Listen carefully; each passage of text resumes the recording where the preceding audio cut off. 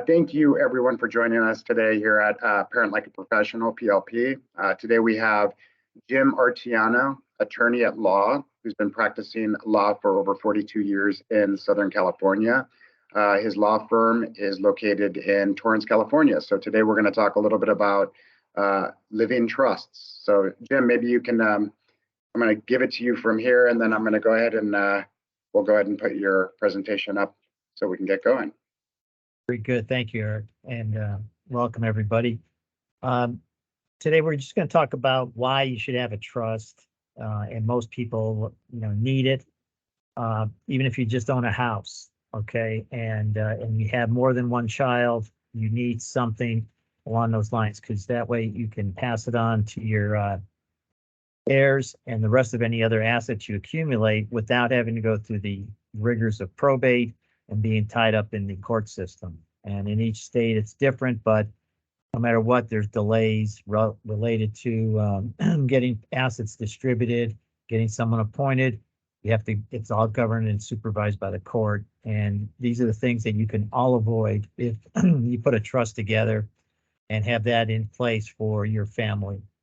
So there's there's no absolute rule for determining when it should be done, but in the estate planning, but it is, I think, a critical aspect that people, don't understand. They don't want to pay the expense and, upfront in the early stages versus saving a multitude of money later on. And maybe you don't care because you're dead already, but it comes out of the pockets of your beneficiaries in the long run. And that's the thing that can be avoided by using a trust and that. So Eric, if you want to put up the page 3. So there we go. So next, please. So as I said, there's no absolute rule for determining when the trust should be used in estate planning. Next, please. But like I said, the type of assets and net worth are all various factors that you have to be considered. But even if you just own a house, you've got a stock account and a retirement account, then you should have a trust in place. Like I said, if you have more than one child, because again, people think that, well, I can just have a house, I'll just put my child's name on it, and then, they'll get it when I die. Well, in California especially, and I'm going to be using all the examples based on California law. If you do something like that, where you put your child on the house, at this stage, there's going to be a reassessment that's going to occur. And so that's not good, because now the property taxes may go up, and you got to appeal it if there is an exemption that's allowed for a parent-child transfer. And in California now, the parent-child exemption is limited to $1 million for real estate. And the child has to live in the house that is being transferred. So there's all these little things that people think they can get away with, but it's not going to work. If you have a trust, the house can be moved to that child upon your death with, again, minimal interruption, but there would be some reassessment on the value if it is, again, in excess of the $1 million exemption that's allowed in California right now. So there are some reasons for establishment of a revocable trust. Next, please. Yeah. So like I said before, the revocable trust, avoids probate. So if you have all your assets held in trust, then, and again, when you have it in the trust, you still control everything yourself, because it's a revocable trust, which means you can change it, you can modify it, you can amend it, you can revoke it and do a new trust. And so you're still taxed the same way. And the one thing that people need to understand for the family trust at this stage, it does not shield you from creditors because you set up this trust. Okay, it's still subject to all of your creditors and the debts that are incurred there. So those are the things that you have to be aware of and understand. There are other mechanisms that can be used, but it's a little bit more sophisticated. This is the basic, what the 90% of people should have in place. So again, in most cases, if you own assets that are not in the in a trust, then they have to be probated. So, and Jim, the so probate, can I interrupt you real quick? Yeah. That is like, what's the difference between a will and a trust? And when you do a trust, is a will included as part of that trust? Good question on that. Yes, the answer is yes, a will is included. And so what happens is that when you set up your basic estate plan, you would have the trust document that the husband and wife sign as the settlors of the trust, and they also each execute a will. And the will, the beneficiary under the will is the trust. And that's why it's called a pour over will. So whatever assets weren't in the name of the trust on your death, they would be included via the will. And if you can avoid the probate process to move those into the trust, and there is a couple of mechanisms available to do that, then whatever is in that will that's governed by the will, those assets would then be left to the trustee of the trust. And that's why they call it a pour over will. Got But it. So as part Jim, of it- sorry to Yeah. interrupt you again, but so for our audience that's not familiar with what probate is and the nightmares of probate, maybe you can also describe what probate is, and Sure. this is one of the major reasons why you want to have a trust, is to avoid probate. So maybe you can tell us a little bit about what probate is. So I'll give you the example. You have a piece of property, and we just did one recently for a mother and with 3 kids. And she didn't even have a will, but if she had a will, she was leaving it to the 3 children. And you file then a petition for probate because there's no trust. So now you've got to pass title of that property to the 3 kids, and you can't just execute it because someone has to be in charge. So in order to do that, you have to file what's called a petition for probate with the Superior Court, get a hearing date in about 6 to 8 weeks. And at that time, if everything has been done and approved by the probate attorney that works for the judge, then the judge will issue letters of administration for the person who is petitioning or whoever's designated in the will as the executor. So it's a bit of a nightmare if you don't have a trust. So you at this you point, can't make any moves till the person is appointed. That's it.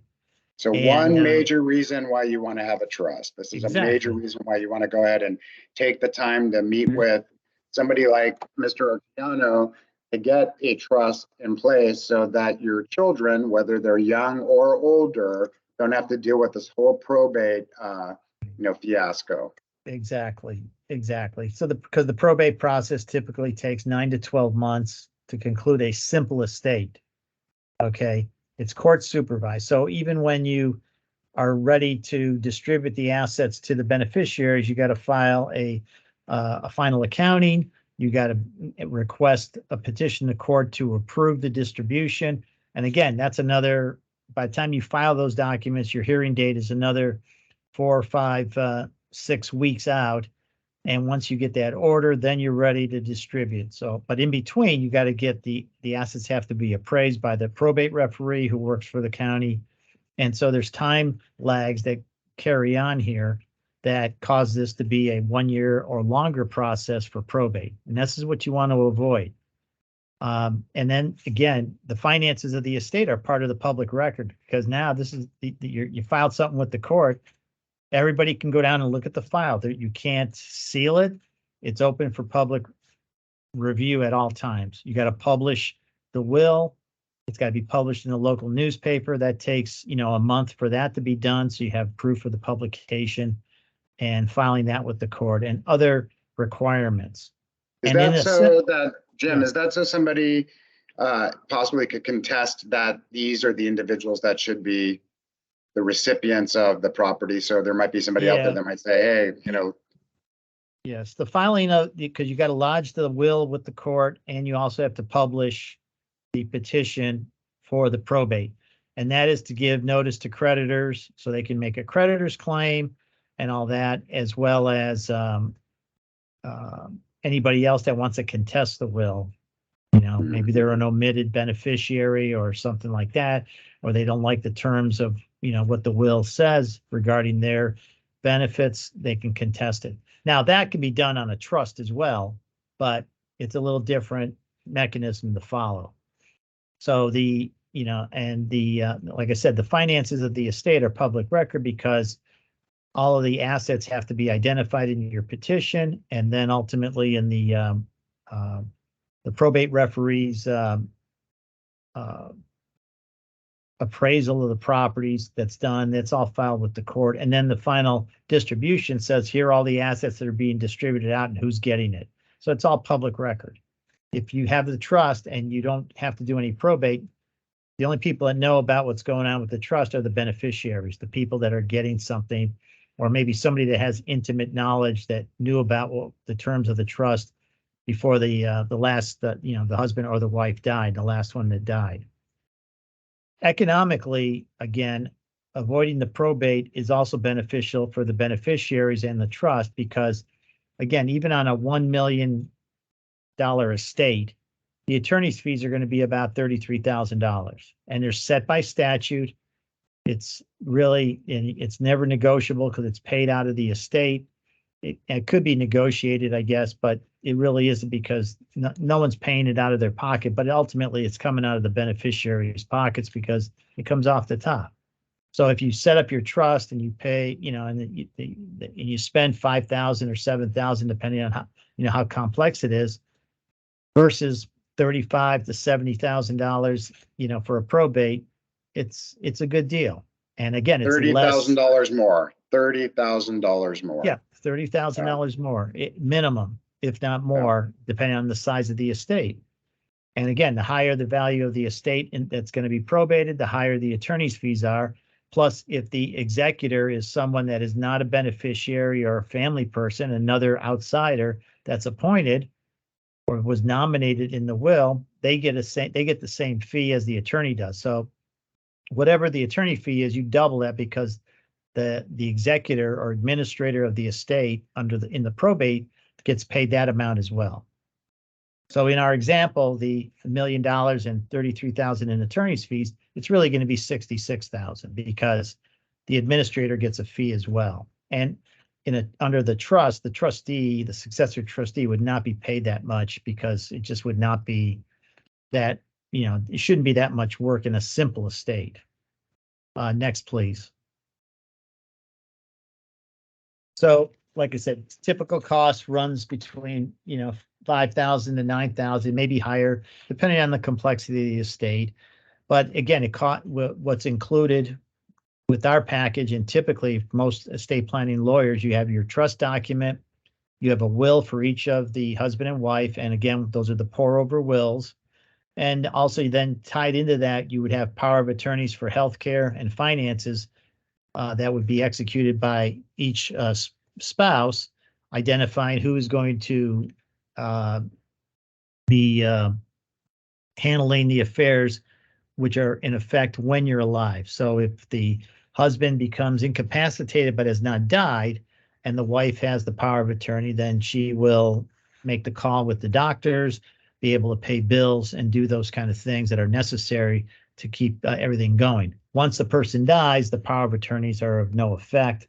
And then the terms of the trust kick in terms of who's in charge. And typically the surviving spouse in most cases would be continue as the trustee and continue to operate and handle the assets of the estate and still control them, just as you would when both the husband and the wife were alive. Next, please. So the trust provides for orderly allocation, distribution of the estate. Typically, again, you have the first spouse that dies, and you have then at that time, the assets in the estate are split between the survivor's trust, which is for the surviving spouse, and the other half of the community assets, and any separate property of that spouse of the decedent goes into what's called a bypass trust. And again, depending on the size of the estate, there may be some additional trusts that get established. But right now, the lifetime exemption for any estate tax is close to $25 million for a married couple. Although in 2 years it may go down if Congress does not act. And based on the way Congress is right now, it may expire and drop back down to about $5 million per person, or $10 million. So it'll be a $15 million swing. If that happens, which then means that anybody that dies and their estate is worth, let's say, 15 million, and the exemption is 10 million, there's going to be a state tax when the second spouse dies for that excess 5 million, and that's taxed at 40%. So it's a big hit. And so there are things that can be done. We're not going to get into that today, but today, again, we're going to stay with the basics. And so again, again, in a family consisting of children from more than one marriage, children with special needs or addictions, same-sex marriages, all these things can be provided with special provisions within the trust so that everything's taken care of. And, again, there's minimal disruption unless, again, one beneficiary or another wants to start fighting, which that you can't control, but you can mitigate as much as you can some of those things. And, one provision that typically is in all trust documents as well as the wills is the no contest clause. So if someone wants to contest what they're receiving and they lose, they won't even get what they're designated to receive because they've contested the wishes of the person who set up the trust. So they can lose everything that was allocated, that was typically allocated for. Yeah, that would be allocated, that's stated in the trust or the will. This is what you're going to receive. And they say, no, I want more. And they file a court action to challenge that under the typical terms, the language we have in our trust, especially. If they lose, they get nothing. So they forfeit what was set out for them. Interesting. Jim, there's another thing I wanted to just point out. When we went through this whole process with your law firm, I was envisioning that this was going to be a long process. It was going to be difficult. Like I said, it was going to be time consuming. And so, I did the trust with our family once we had, our children, because we had children, but it's a pretty simple process. Like, how long would you say, so for example, if somebody was in Northern California and they wanted to Zoom in with you, could they, how long would it take to put a trust together for a family where they wouldn't even have to come into your office? Right. Well, we're doing that right now. We have a client in the San Jose area that was referred to us, and they first thing, the husband and wife just recently got married, but they already have children, and now they're doing the family trust. They have separate property, and we've done a Zoom with them to start off with. They filled out our estate planning questionnaire, and we've turned around their draft within 2 weeks of the initial draft of the trust for them to review. And then we do a follow-up with the on Zoom with them or a conference call to just tighten up some of the provisions they have. And then if everything's final, we have a traveling notary that we engage in the area that goes to their house, and we do the signing over Zoom to answer any last minute questions. And then the originals are sent back to us so we can make copies and do those things, and then return them or keep them in our safe, depending on what the client wants to do. A lot of people just want electronic versions of everything. And except for the will, copies, fully executed copies of the trust or the power of attorneys are as effective as having the original in your hand. So there's no need to worry about where the copies go except for the will. So somebody can do this, even though your part might take a couple of weeks to generate the trust, but somebody can do this. They can meet with you, they can fill out the paperwork, then they have a final meeting with you. If they have no other questions, they could probably do all of this with less than 5 hours of their own time, other than what it takes you to do, which can take a couple of weeks. The most time consuming part for the clients typically is filling out the estate planning questionnaire, because it does make them think about some questions like, if you have children under the age of 18, we want you to nominate a couple of guardians. Who are they going to be in the event of the catastrophe where both the husband and wife die and the children are left there? So those take some time. And I find that, people just procrastinate a little bit about it because they don't want to talk about dying. That's because that is what you're talking about. What's going to happen when I die? And so it's a harder conversation, but the delays that we see in getting the estate plans completed is because, we're waiting for information that we need and decisions to be made on some of these key points. But on, again, the straightforward trust, it's typically, once we've got the data, we can turn it around and move through it, make the revisions, have the follow-ups, and get everything done, and we've done them as quickly as within 2 weeks when somebody's been, is ill and they really need to get something in place. But typically it takes a couple of months for, the process to unwind based on, what the clients are doing. The ones that we get motivation on are the people that are going on a long trip and they want to have everything in place before they leave the country, or they're ill and, maybe in the hospital or not doing well. And there's a concern as to how long they may last, Right. So it's better to do this sooner than later because we never know what's going to happen. Yeah. Absolutely. And if you have minor children or you have children with disabilities, your trust also will have provisions to provide for those children, in the form of a special needs trust that'll be in effect upon your death and will take care of that child who can't take care of themselves, even if they are an adult. And so that way, it's a process that just moves along nicely without any interference or hiccups. The new trustee steps in, takes over, and starts, making sure that the child is taken care of. And also, if they get government benefits, the trust doesn't have to give them any money. So it doesn't interfere with any governmental benefits they're receiving. And that's why you want to have that in place. If you have it, that's just, they're adult and you just give them the money, even though they somewhat have certain benefits, it's better to have a special needs trust in place that the money's controlled by a third person so that they don't disrupt the governmental benefits that are available, because it may not be enough money, to supplement or to not supplement, but to replace if those benefits went away. Yeah, thank you. Thank you for answering those questions. Appreciate it. Yeah. I was going to ask, how do you decide who is the person who executes the trust? Well, that's a tough question for some people. Typically, they want to have, one of their kids as the trustee and all that because they're concerned about a stranger being in charge. But it depends on how many children they have and how the children are getting along. And the hard discussions that I have with the clients is, are these kids going to fight? And every parent, oh, no, they're going to get along. Well, unfortunately, we're in the middle of a lot of trust disputes between the siblings. Okay.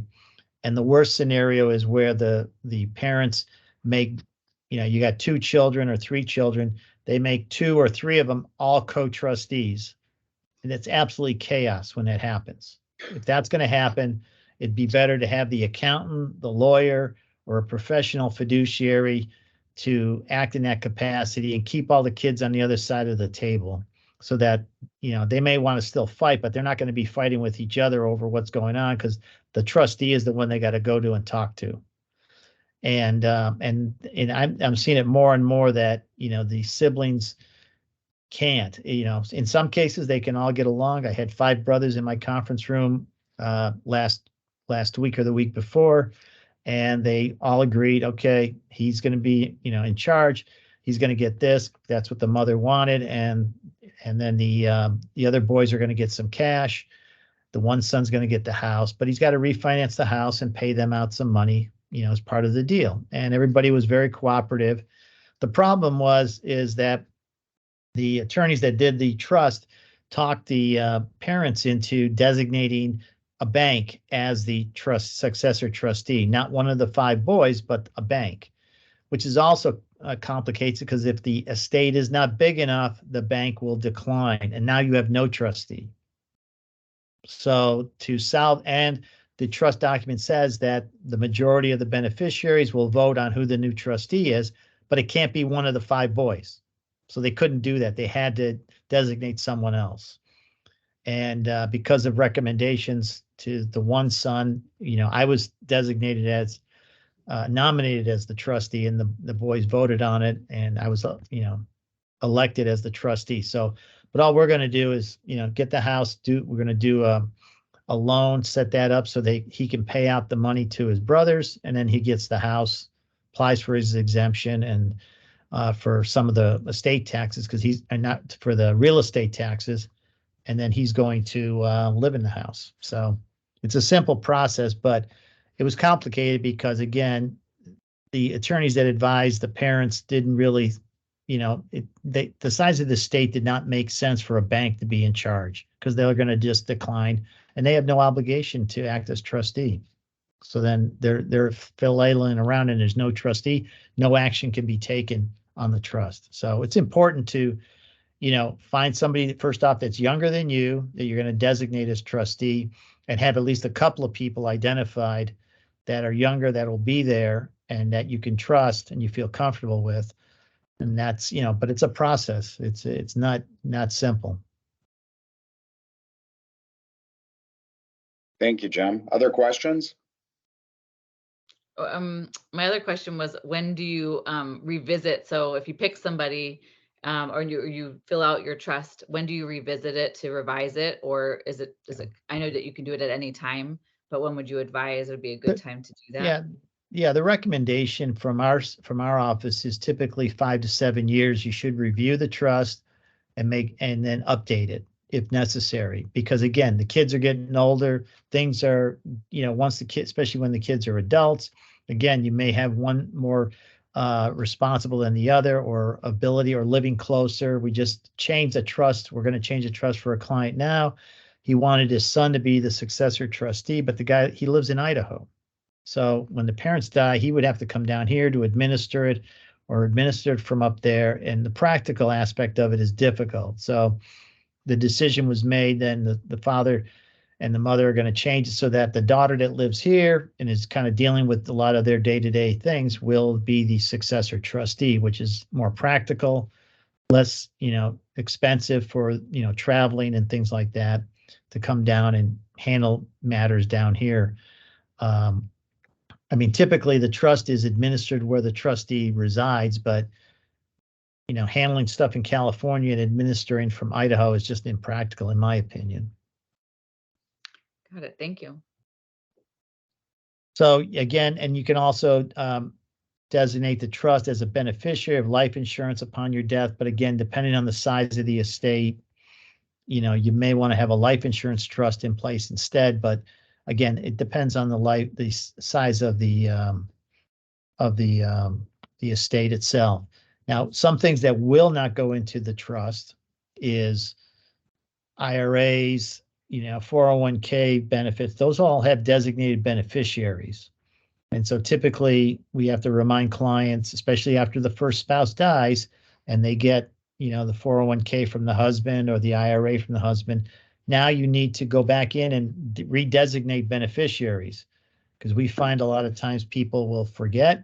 They don't do anything. They've got the IRA, but they don't realize they have to redesignate the beneficiaries, because there may not have been a second level of beneficiaries there.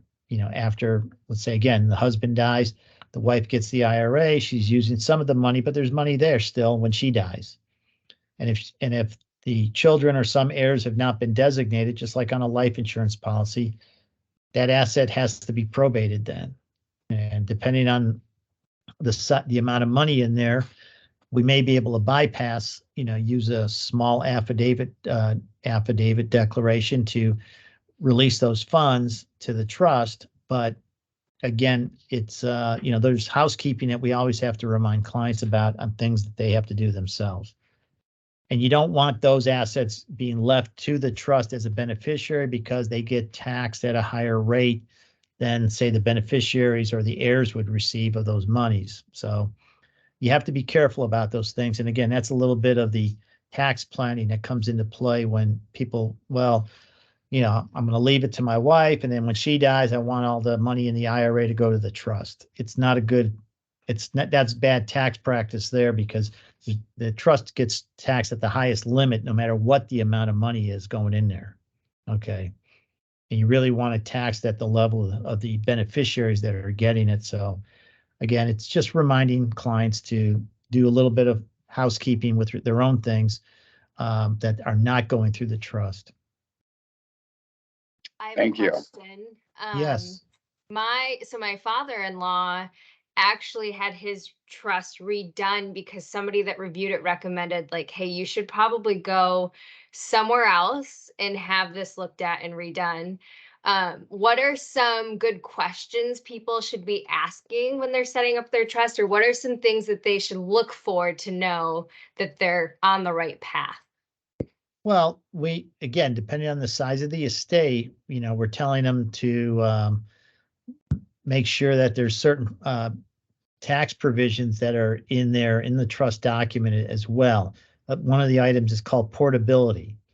So for example, the limit right now is 25 million, but if someone has an estate of 15 million, first spouse dies, so now the estate is split into the survivors trust and the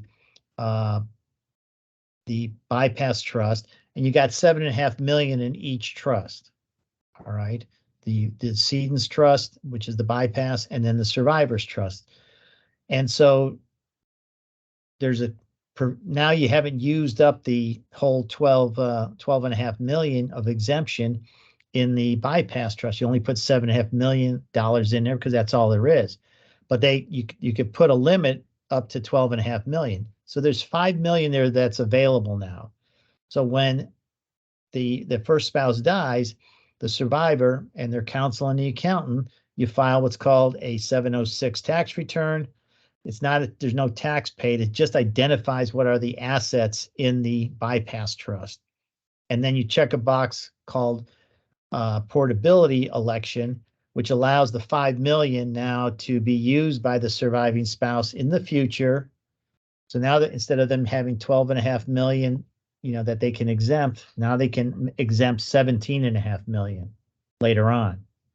So those are the little nuances that are critical and are important to have in the terms of your trust, and then to follow through on when the first spouse dies.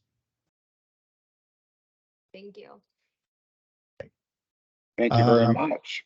Yeah. So again, there's the top 7 estate planning mistakes that we can talk about briefly here, and we probably touched on some of that. So again, not having an estate plan, that's number one, And again, any saver or investor at least needs to have a current will. I mean, if you don't have at least a will that identifies who you want to leave your assets to, then it would go, if that means the person is intestate. That means they have no will, no trust.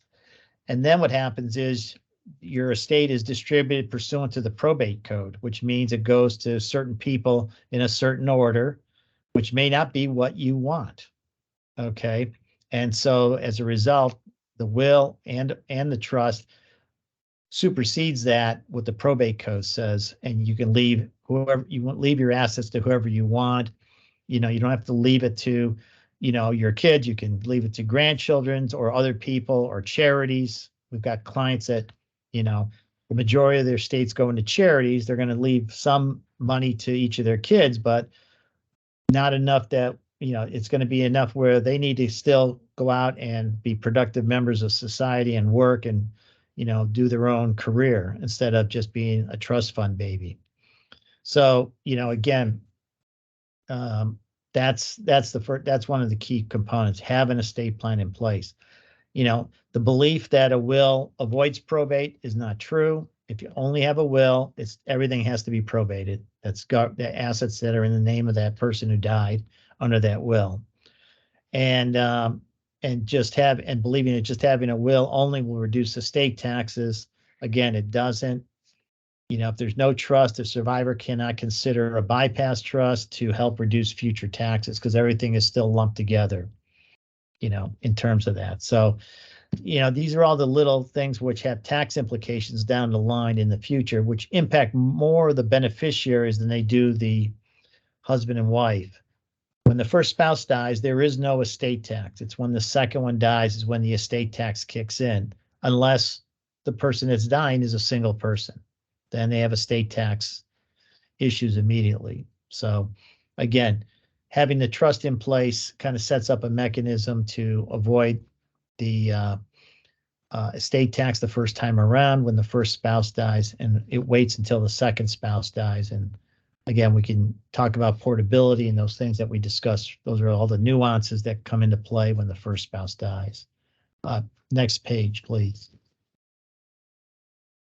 Again, we've touched on this, every 5 to 7 years, go through your trust, have it reviewed, and make the changes you needed. I mean, we're restating trust for clients that we did, 10 to 12 years ago because things have changed in their lives.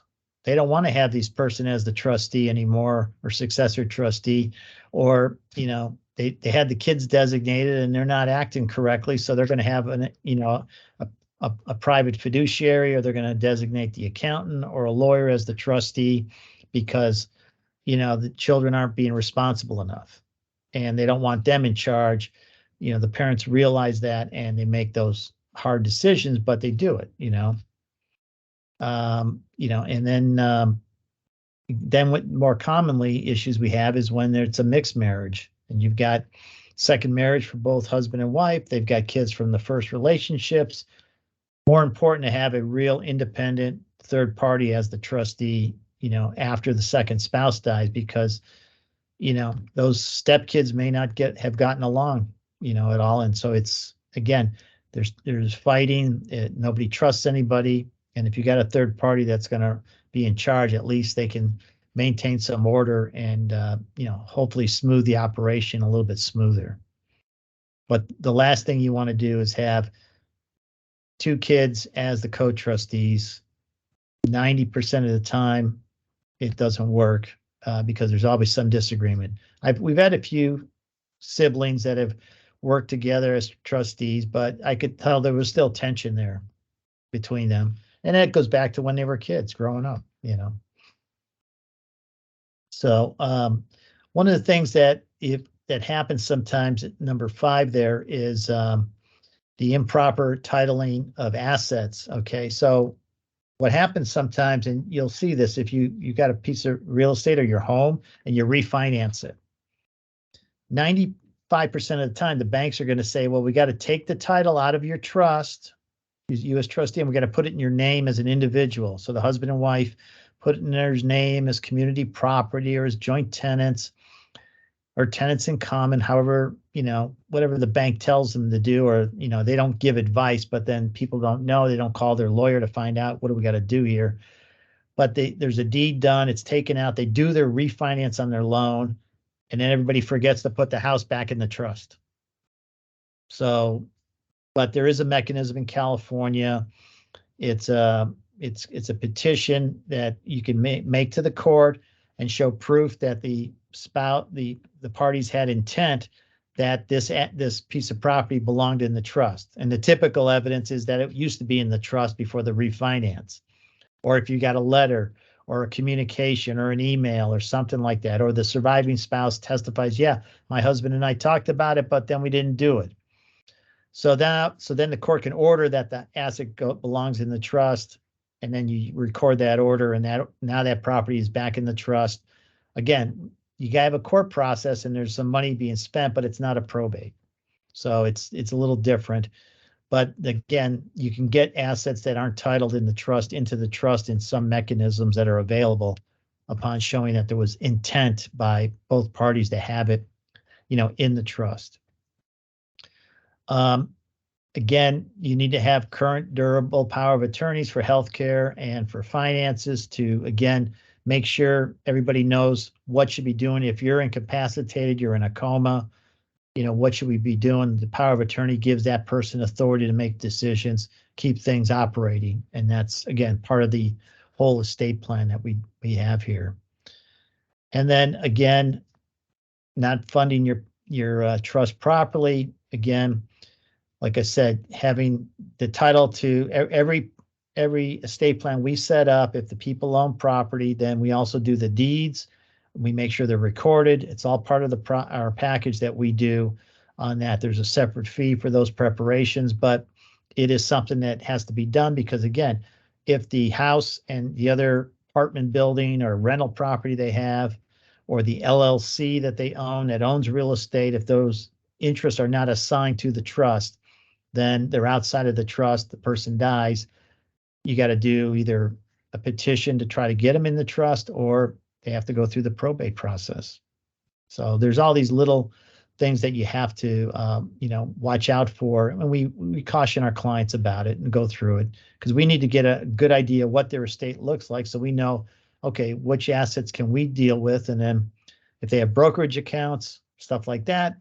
We give the client instructions, talk to your broker. Here's a copy of your trust you just signed. Tell them you want to put that account in the trust. And you know, that's some of their the client's responsibilities. They may give it to us and we can do that, you know, as part of the service, but typically they don't want to pay us any further to do that additional work because it's just, you know, just getting things followed up on, which they have the relationship with the broker, and the broker, they know what they have to do to get that done. So those are some of the things that you need to be careful about. But the bottom line is get the trust done, have it in place, have your pour over will and your power of attorney forms, and then update them regularly and review them because the law changes too.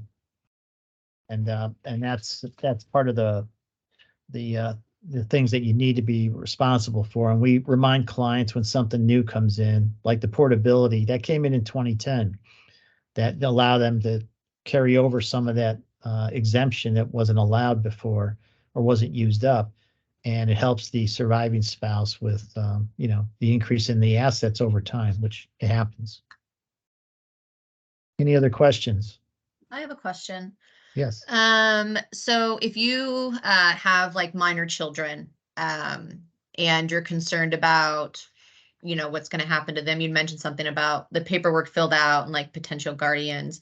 Who would be the trustee of the trustee or the executor of it if the child is a minor? How do you figure out who that person's going to be since they're under 18? So typically we would recommend that there's the guardian of the person. So the person who's going to have the kids live with them. Okay. That's the guardian of the person. Then there's the guardian of the estate.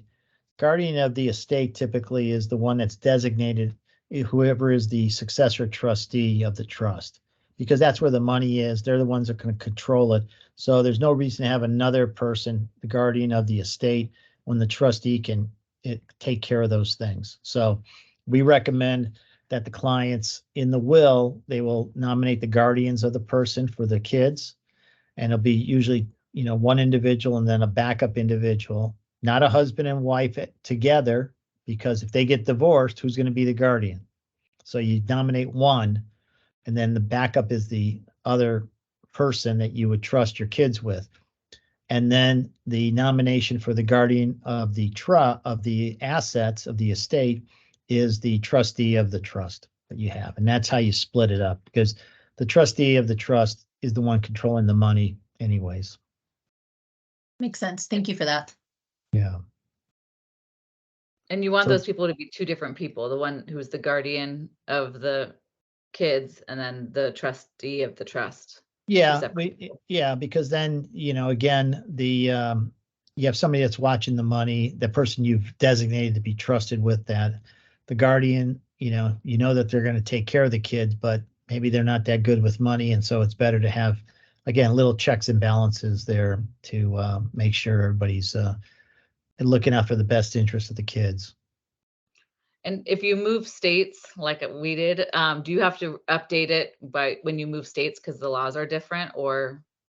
Well, the answer is no, you don't have to.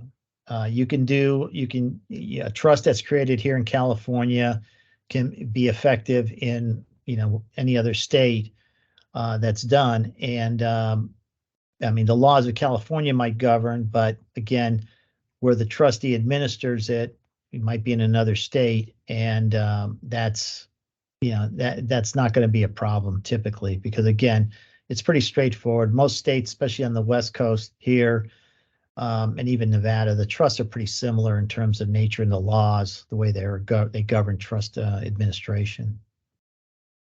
Got it. Thank you. Yeah. Any other questions today? Well, No, I we've think covered. very helpful. Thank you, Yeah. Jim. We really appreciate your time and passing on this knowledge, and hopefully families that are considering moving forward with the trust, that this presentation will, you know, push them forward so that they can get this done, so that they can avoid, you know, the nightmares of probate, and make it easier for their family members that are survived by them. So thank you very Exactly. much. Thank you very much for having me. Well, thank you everyone for joining us here at PLP. Again, thank you for Jim Artiano and from Artiano and Associates. We highly recommend that you get going on this if you have not already done so.